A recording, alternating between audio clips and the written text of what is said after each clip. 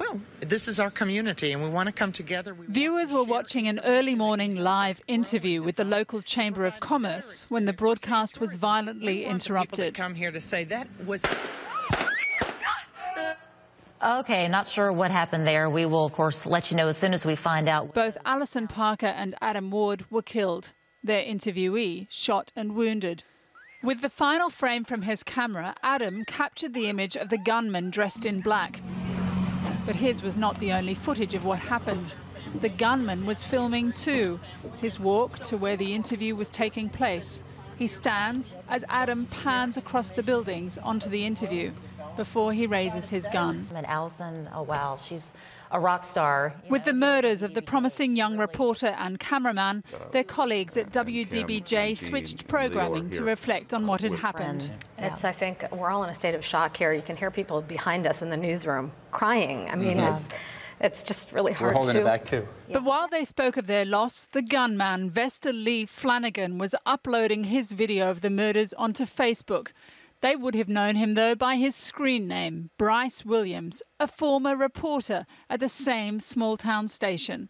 After the shooting, he posted several messages on social media about the pair he'd killed. The station manager described Flanagan as an angry man, difficult to work with, who'd made complaints of racial discrimination which weren't upheld.